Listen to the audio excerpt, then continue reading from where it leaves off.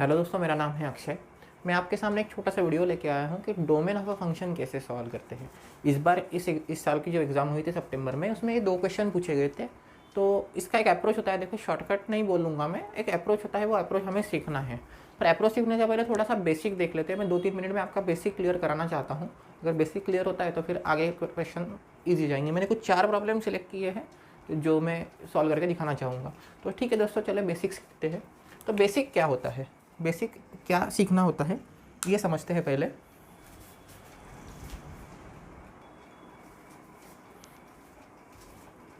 तो देखो दोस्तों, बेसिक में हमें एक चीज़ है कि हमें नॉट डिफाइन वाला पहले बेसिक सीखना है। नॉट डिफाइन फंक्शन किस जगह पे नॉट डिफाइन होता है, ये सीखना है। तो फर्स्ट चीज़ पहले मैं लिख देता हूँ, फंक्शन में अगर डिवाइडेड बाय 0 आता है तो ये नॉट डिफाइन रहेगा। सेकंड चीज़, अंडर रूट में अगर निगेटिव साइन आता है तो ये नॉट डिफाइन रहेगा। थर्ड चीज़, थर्ड जो हमारी कंडीशन है, लॉग ऑफ 0 नॉट डिफाइन रहता है, लॉग ऑफ 0 नॉट डिफाइन होता है। चौथी चीज़, log of negative log define होता है। ठीक है, तो इतना बेसिक मुझे लगता है। और थोड़ा अगर बेसिक अगर समझना चाहे तो यहाँ पे अगर ग्रेटेस्ट इंटीजर फंक्शन है, ग्रेटेस्ट इंटीजर फंक्शन है, हम इसको GIF फंक्शन बोलते हैं। एक फंक्शन ले लेते हैं, फॉर एग्जांपल x अगर समझ ले तो इसको कैसे सॉल्व करते हैं, बस इतना सा बेसिक मुझे लगेगा। तो मैं उसी पे पूरा फोकस रहना चाहूँगा। ठीक है, तो ये होता है सारा बेसिक। अब एक टाइप होता है जहाँ पे स्टूडेंट थोड़ा सा स्ट्रगल करते हैं, वो भी मैं दिखा देता हूँ। आपको पता होता है, आपको इसको ऑब्जर्व नहीं करते हैं। Log of for example fractional value है, फ्रैक्शनल पॉजिटिव वैल्यू है, तो इसका आंसर निगेटिव होता है, ये चलता है। ठीक है, ये नॉट डिफाइन नहीं है, ये डिफाइन है। ठीक है, पर अगर लॉग में अगर निगेटिव वैल्यू है, फॉर एग्जांपल ऐसा अगर कुछ निकालने के लिए बोल दिया जाए तो ये नॉट डिफाइन होता है। ठीक है ना, बस ये थोड़ा सा क्लियर रखो तो आपको ये सारी प्रॉब्लम्स करने में कोई दिक्कत नहीं होगी। ठीक है दोस्तों, तो स्टार्ट करते हैं प्रॉब्लम्स।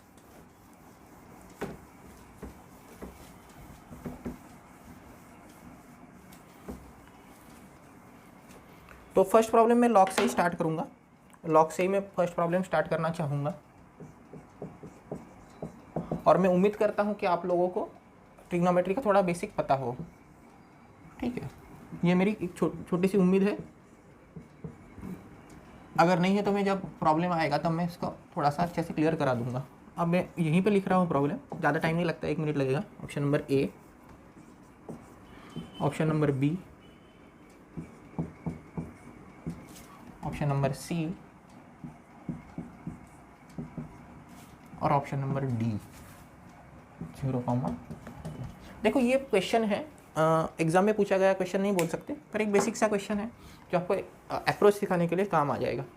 देखो यहाँ पे अप्रोच कैसे डेवलप की जाती है, पहले हमें देखना होता है कि डिनोमिनेटर में कुछ है क्या। तो यहाँ पे x है, अगर डिनोमिनेटर में x है इसका मतलब क्या है, अगर मैं यहाँ पे 0 सब्स्टिट्यूट करूँ, x की वैल्यू अगर मैं यहाँ से उठा के 0 सब्स्टिट्यूट करूँ तो ये पूरा फंक्शन नॉट डिफाइन हो जाएगा। नॉट डिफाइन होता है तो वो हम ऑप्शन कट करते हैं। ठीक है, तो मैं स्टार्ट करता हूँ पहले ऐसे ही क्वेश्चन से। फॉर एग्जाम्पल यहाँ पे देखो, ये क्लोज ब्रैकेट है, क्लोज मतलब इंक्लूड करना है। क्लोज का मतलब क्या होता है, क्लोज मतलब ये जो ब्रैकेट है इसको बोलते हैं हम इंक्लूडिंग ब्रैकेट, इंक्लूडिंग। और ओपन ब्रैकेट है तो एक्सक्लूडिंग होता है, इंक्लूडिंग और एक्सक्लूडिंग ब्रैकेट होती है। ठीक है, इंक्लूड करना मतलब नंबर इंक्लूड कर सकते हैं। तो अगर ऐसी बात है यहाँ तो मैं 0 इंक्लूड कर सकता हूँ। अगर मैं 0 सब्स्टिट्यूट करूँ तो समथिंग डिवाइड बाय 0 मतलब इन्फिनिटी होता है, तो नॉट डिफाइन होता है। तो पहले मैं ये सी ऑप्शन कट कर देता हूँ। ठीक है, अब बचते हैं ये सारे ऑप्शंस, ये सारे ऑप्शंस अब आते हैं। और मुझे आंसर पता है, इसके लिए मैं डायरेक्ट आंसर से स्टार्ट नहीं कर रहा हूँ, बाकी सब कट करके दिखा रहा हूँ कैसे कट होते हैं। ठीक है, तो पहले ये ऑप्शन देखते हैं, डी ऑप्शन देखते हैं। डी में 0 से 2 तक मैं कोई भी वैल्यू पिक कर सकता हूँ, 0 से 2 तक मैं कोई भी वैल्यू पिक कर सकता हूँ। तो देखते हैं क्या है। अगर मैं यहाँ से 1.5 पिक करूँ, यहाँ से मैं 1.5 एज अ पिक करूँ value, any random value between 0 to 2, अगर मैं 1.5 अगर पिक करता हूँ तो मुझे यहाँ पे क्या आएगा, यहाँ पे अगर मैं सॉल्व करूँ तो क्या आएगा देखते हैं। log टू द बेस 10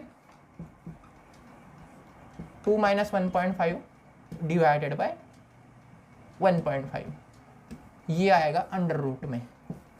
ठीक है,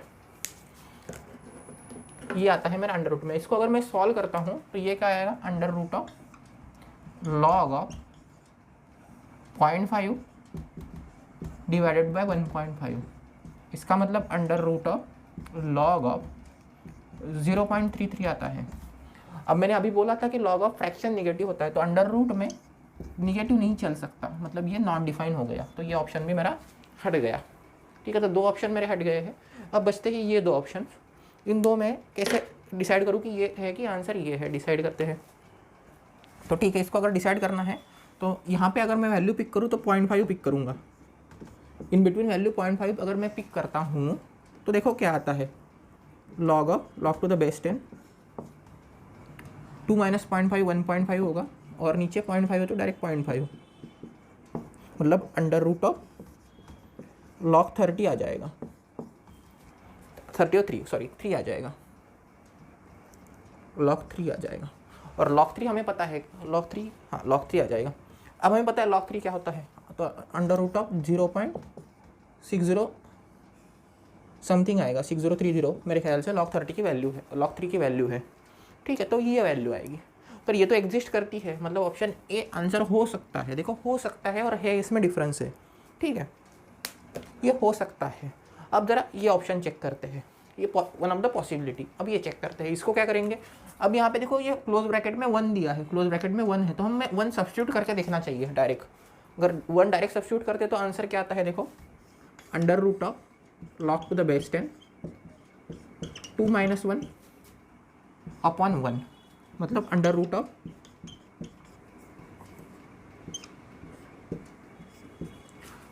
ऑफ वन आएगा ये। और अंडर रूट ऑफ 1 क्या होता है, तो 0 होता है, अंडर रूट ऑफ 0, और अंडर रूट ऑफ 0 की वैल्यू है हमारे पास 0, तो ये भी वैलिड है और ये भी वैलिड है। अब इन 2 ऑप्शन में से कैसे डिसाइड करें कि कौन सा करेक्ट है, इन दोनों में से कैसे करेक्ट चूज करें कि कैसे क्या करेक्ट है। देखो यहाँ पे 1 इंक्लूड नहीं किया गया था, पर हमारे आंसर में तो 1 भी वैलिड है, तो मतलब यहाँ पे क्वेश्चन में 1 इंक्लूड, ऑप्शन में 1 इंक्लूड होना चाहिए। तो हमारा ऑप्शन क्या आएगा, ऑप्शन नंबर बी मेरा सही नहीं रहेगा, ना कि ऑप्शन नंबर ए सही रहेगा। मेरे ख्याल से मेरा अप्रोच आपको समझ में आ गया, सब्स्टिट्यूट कैसे करते हैं ऑप्शंस समझ में आ गया। तो देखते हैं नेक्स्ट प्रॉब्लम। तो देखो ये मेरा नेक्स्ट प्रॉब्लम है, मैंने क्वेश्चन नोट कर लिया है, तो इसको ज़रा ट्राई करते हैं कैसे सॉल्व किया जाना चाहिए। अब देखो 3 ऑप्शन है हमारे पास और चौथा नन है, तो नन अगर है, नन की केस से तो कैसे सॉल्व करें शॉर्टकट या फिर सब्स्टिट्यूशन अप्रोच से, ये ज़रा सीख लेते हैं। तो देखो इनमें अगर वैल्यू ये बोल रहा है कि इंक्लूड करो, तो आप डायरेक्ट वैल्यू उठाना स्टार्ट कर सकते हो, -1 भी उठा सकते हो और +2 भी उठा सकते हो, पर ग्रेटेस्ट इंटीजर है तो मैं चाहूँगा कि आप कोई फ्रैक्शनल वैल्यू उठाए। ठीक है, तो मैं चाहूँगा कि आप फ्रैक्शनल वैल्यू उठाए, तो फ्रैक्शनल वैल्यू कौन सी उठा सकते हैं, तो मैं 1.5 उठाने में इंटरेस्टेड हूँ, 1.5 में वैल्यू पिक कर सकता हूँ। ठीक है, या फिर डायरेक्ट 0 भी कर सकते हो, इन बिटवीन है, 0 भी ईजी वैल्यू है। तो पहले 1.5 से देख लेते हैं कैसे होगा। अगर मैं 1.5 पिक करूँ तो इसका ग्रेटेस्ट इंटीजर क्या आता है, ग्रेटेस्ट इंटीजर ऑफ 1.5 क्या होता है, तो 1 होता है। ठीक है ना, इंटीजर जो पार्ट रहेगा वो उसकी वैल्यू रहेगी। ठीक है, मेरे ख्याल से बात क्लियर है। अगर ये मैं उठाता हूँ वैल्यू और सब्स्टिट्यूट करता हूँ यहाँ पे, तो देखते हैं क्या होता है। 4 माइनस 1.5 का square 2.25 divided by 1 + 2, greatest integer 1 आएगा तो 1 + 2 में लिखूंगा इसको। अब देखो इसको क्या होता है, इसको अगर मैं सॉल्व करूँ तो ये पॉजिटिव आएगा, जो भी वैल्यू आएगी वो पॉजिटिव आएगी। मैं सॉल्व करके नहीं दिखा रहा हूँ, तो ये पॉजिटिव वैल्यू आएगी, मतलब अंडर रूट में पॉजिटिव वैलिड है, मतलब ऑप्शन नंबर 1 मेरा हो सकता है। ठीक है, ऑप्शन नंबर 1 मेरा हो सकता है। अब देखते हैं नेक्स्ट, ऑप्शन 1 मेरा हो सकता है, ऑप्शन 2 में जाते हैं। अब ऑप्शन नंबर 2 ट्राई करते हैं। ऑप्शन नंबर 2 अगर ट्राई करें तो कैसे आएगा, यहाँ से मैं अगर वैल्यू उठा लूँ -3.5, तो -3.5 का ग्रेटेस्ट इंटीजर क्या होता है, देखो निगेटिव अगर है तो ग्रेटेस्ट इंटीजर इसकी आगे वाली वैल्यू होती है, मतलब यहाँ पे नेक्स्ट इंटीजर 3 के -3 के नेक्स्ट इंटीजर कौन सा है, तो -4 है, तो ग्रेटेस्ट इंटीजर इसका -4 रहेगा। तो यहाँ पे इसको सब्स्टिट्यूट करते हैं। अगर इसको सब्स्टिट्यूट करेंगे 4 - 3.5 का स्क्वायर 12.25, और x की वैल्यू मैंने ग्रेटेस्ट इंटीजर में -3.5 डाला है, मतलब मैं वैल्यू कौन सी पिक करूँगा, तो -4 उठाऊंगा और +2। अब देखो यहाँ पे निगेटिव है, ऊपर निगेटिव है, तो वैल्यू क्या बनेगी, तो पॉजिटिव बनेगी। तो ये तो गड़बड़ हो गया, यहाँ पे दोनों ऑप्शन वैलिड कर रहे हैं, ठीक है। अब देखते हैं तीसरा ऑप्शन समझते हैं। अब तीसरा अगर ये वैलिड है और ये वैलिड है तो ये तो वैलिड होना ही है, कि दोनों में सेम ब्रैकेट है। देखो ये ब्रैकेट यहाँ पे है, ये ब्रैकेट यहाँ पे है, तो दोनों ऑप्शन वैलिड होने हैं, तो ये भी वैलिड होगा ही होगा। ठीक है।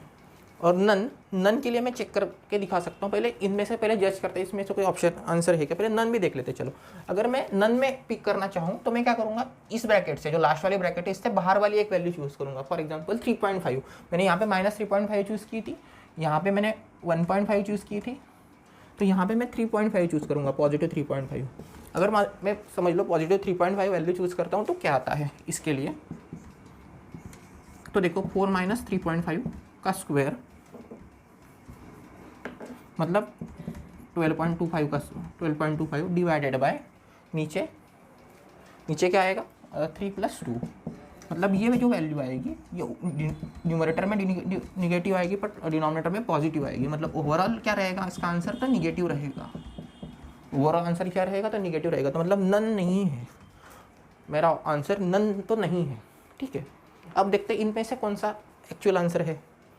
अब देखो, अब ये दो कंबाइन हो रहे हैं तो मेरा आंसर एक्चुअली आंसर सी बनना चाहिए, पर ये दो क्यों नहीं, क्योंकि अगर मैं ये ब्रैकेट चूज़ करूँ तो ये तो वैल्यूज वैलिड कर रही है ना। अगर मैं देखो -1 0 1 और 2 है तो मेरे तो यहाँ से जो वैल्यू आई है -3.5 -4.5 ये तो वैलिड है। मतलब ये ऑप्शन हो नहीं सकता क्योंकि इसने बाकी वैल्यू कंसिडर नहीं की है। सिमिलरली इसने कोई भी -1 से 2 तक वैल्यू कंसिडर नहीं की है। मतलब ये भी वैल्यू, ये भी ऑप्शन जाएगा और ये भी ऑप्शन जाएगा, तो दोनों ऑप्शन कट हो जाएंगे। तो ऑप्शन नंबर सी मेरा करेक्ट होना चाहिए। ऑप्शन नंबर सी मेरा करेक्ट होना चाहिए। तो मेरे ख्याल से बात क्लियर है, क्योंकि इन्होंने इंक्लूड नहीं की है इन बिटवीन वैल्यू, क्योंकि ये वैलिड है पर इन्होंने इंक्लूड नहीं किया, मतलब ये ऑप्शन नहीं आ सकता। ठीक है।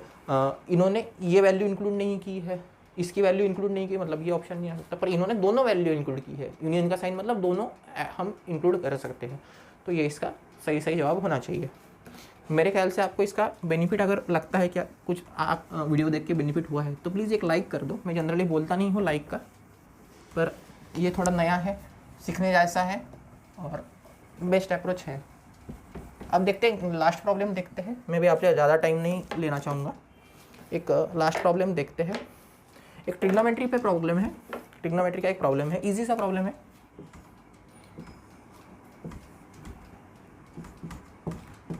cos inverse of 1 - mod of x divided by 2। Option से -3 + 3, ऑप्शन बी है 1, सी है -∞ -3 यूनियन 3, ∞, और ऑप्शन नंबर डी है, ऑप्शन नंबर डी है -∞ -3 क्लोज में यूनियन 3 to ∞ क्लोज में। ये ऑप्शन है। ठीक है। तो मैं पहले एक एक ऑप्शन चेक करके दिखा देता हूँ। अगर ये ऑप्शन आता है तो ये भी आना चाहिए, ऐसे हमें उम्मीद है। पर इन दोनों में डिफरेंस क्या है, तो -3 भी इंक्लूड किया है, +3 भी इंक्लूड किया है। तो पहले हम इससे स्टार्ट कर देते हैं। ये इंक्लूड है, हम डायरेक्ट वैल्यू लगा सकते हैं। तो अगर मैं ये स्टार्ट करता हूँ, मैं अगर 3 से स्टार्ट करता हूँ, अगर मैं 3 इसमें सब्स्टिट्यूट करता हूँ तो वैल्यू क्या आएगी। देखो 3 अगर सब्स्टिट्यूट किया जाता है तो वैल्यू क्या आएगी, cos inverse of 1 - 3 divided by 2, तो ये वैल्यू आएगी। ठीक है। तो ये वैल्यू उसने देनी चाहिए बेसिकली।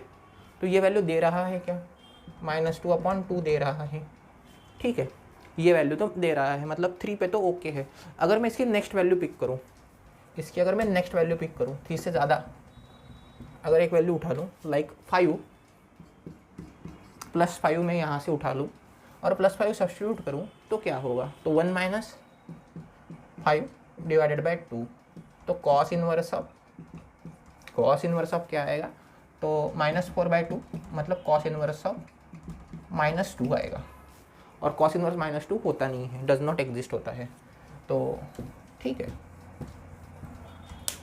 तो मेरे ख्याल से ये ब्रैकेट पूरी कट हो गई, क्योंकि मॉड है तो निगेटिव अगर मैं -5 डालूँ तो ये भी पॉजिटिव हो जाएगा, तो सेम ही आना है।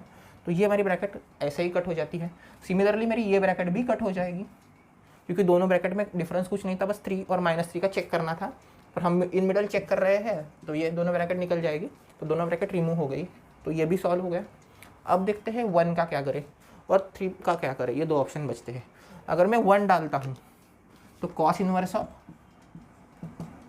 1/2 आता है, और सॉरी कॉस इनवर्स ऑफ 0 आता है, और कॉस इनवर्स 0 एग्जिस्ट करता है। कॉस इनवर्स 0 क्या होता है, तो -π/2 टू +π/2 होता है, ठीक है। n में हम लिख सकते हैं, पर यहाँ पे अगर बोला जाए तो ठीक है ये होता है, तो ये वैलिड कर रहा है, ठीक है। पर ये भी तो वैलिड हो सकता है, मतलब मेरा ऑप्शन ये भी तो वैलिड हो गया। और ये देखते हैं, अब मैं यहाँ से अगर in middle value उठाऊँ, in middle value क्या आएगी, -3, 2, -2, -1, 0, 1 और 2। तो मैं 0 सबसे ईजी वैल्यू उठाता हूँ। अगर मैं 0 उठाऊंगा और डालूंगा, इसमें सब्स्टिट्यूट करूंगा, तो 0 वैलिड कर रहा है क्या, तो ये क्या आएगा, कॉस इनवर्स ऑफ 0 अगर सब्स्टिट्यूट करते हैं और 0 सब्स्टिट्यूट करते हैं तो ये 1/2 आएगा, और 1/2 कॉस इनवर्स वैलिड करता है। देखो कॉस इनवर्स कहाँ वैलिड नहीं करता, तो ये -1 से 1 के बीच में वैल्यू लेता है, ठीक है। इसमें से कोई भी वैल्यू लेता है, इधर -1 to 1 में कोई भी वैल्यू चल जाएगी, ठीक है।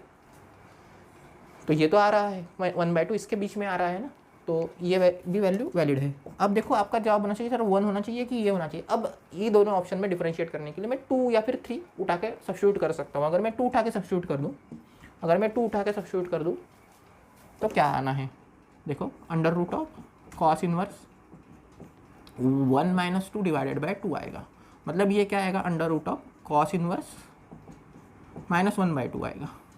और कॉस इनवर्स -1/2 भी एग्जिस्ट करता है, ठीक है, ये भी एग्जिस्ट करता है। तो कितना आता है, तो ये 60 डिग्री ±60 डिग्री, ठीक है। तो इस तरीके से ये एग्जिस्ट करते हैं। तो ये भी एग्जिस्ट कर रहा है, मतलब 2 भी एग्जिस्ट करता है, 1 भी एग्जिस्ट कर रहा है, 0 भी एग्जिस्ट कर रहा है, तो ये भी तो एग्जिस्ट करेंगे ही, क्योंकि मॉड लगा है, तो ये भी एग्जिस्ट करेंगे। तो ऑप्शन नंबर ए मेरा सही होना चाहिए, ना कि बी सही होना चाहिए, क्योंकि बी में 0 इंक्लूड नहीं किया गया है, 2 इंक्लूड नहीं किया गया है, 3 इंक्लूड नहीं किया है, बस 1 इंक्लूड किया है। तो बी गलत होगा और मेरा ऑप्शन नंबर ए सही हो जाएगा। तो मेरे ख्याल से यहाँ तक मैं रोकना चाहूँगा। एक जेई का क्वेश्चन है जो आप सॉल्व कर सकते हो, मैं एज अ होमवर्क दे देता